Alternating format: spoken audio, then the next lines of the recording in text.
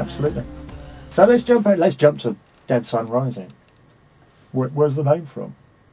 Oh, well, it was called Resurrection. All right.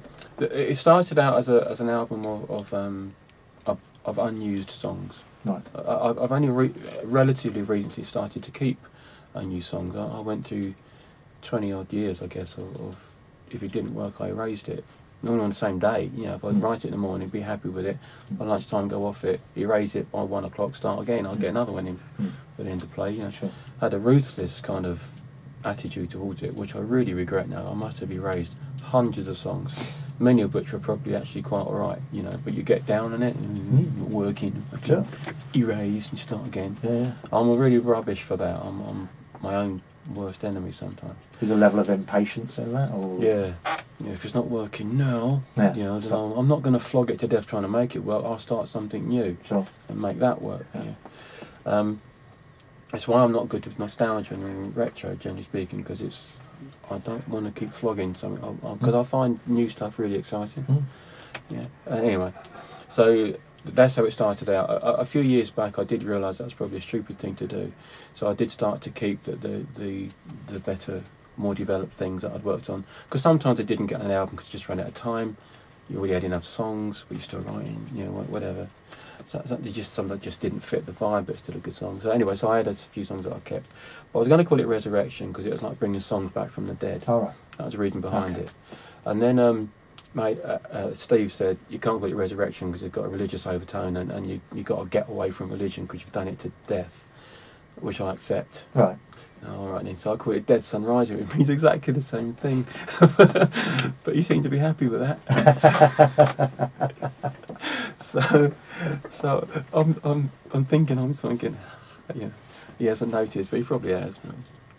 Anyway, so that's what it's called, Dead Sun Rising. It's just a play on words. Really. It's just a Resurrection. Just an alternative to Resurrection. Yeah, I should have called it Dead Songs Rising. I have no musical training whatsoever. If you ask me to play a G chord, I do not have a clue. I know what the note is. I don't know what goes with it. Right. So all of my songs, from day one to the day I stopped doing this, are trial and error. I stumble. Right.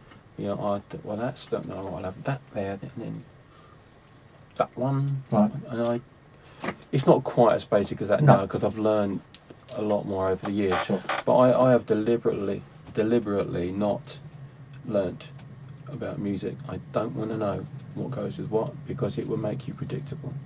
And if you know that these things go with that, well, that's what you're going to write. Right. Well, and quite often you can stumble across something.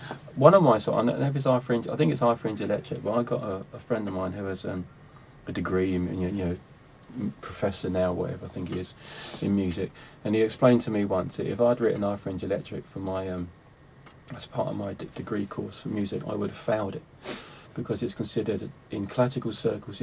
I think his words were, in classical circles, it's considered unattractive. Right. And what? The progression. I see the actual. Fringe Electric. Right. Okay. Yeah. It was like the devil's mode or something. Yeah, I don't know.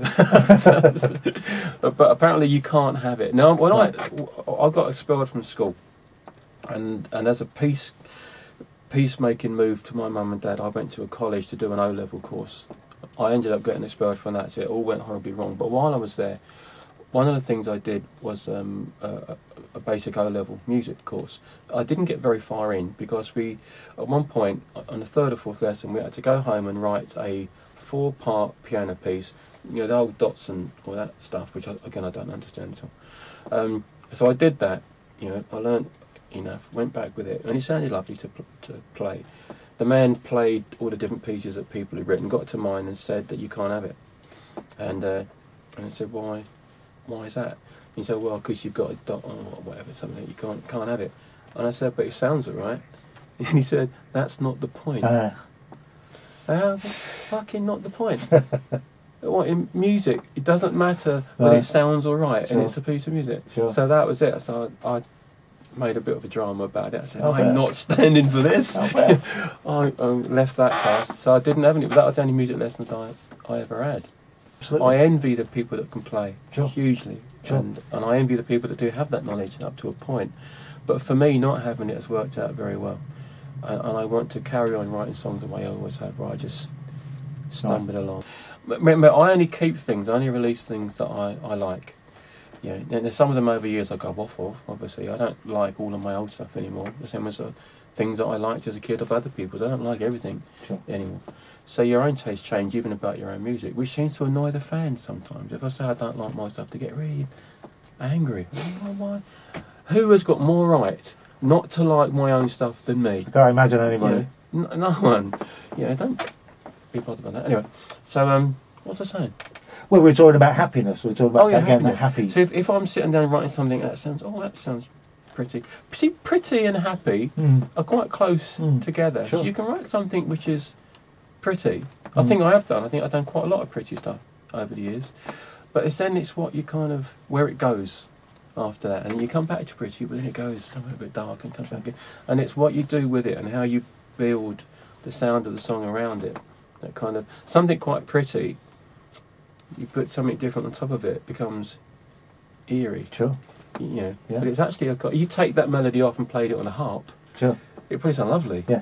But as it is, all the other stuff you put on top of it, not pretty at all. But an actual happy tune, I don't think I've ever done one. Cars is probably the closest I ever got to happy. Did you ever think one day I'll write a happy tune? Never intend to. I don't. My stuff can be a bit down. I understand that, but I don't think it's all like that. No. There's quite a lot of it which is quite sort of anthemic and big sounding. Not happy, but very big and. Sure. I find it quite uplifting to be standing on stage doing it, and it's huge and you can feel the floor shaking. I find it quite uplifting.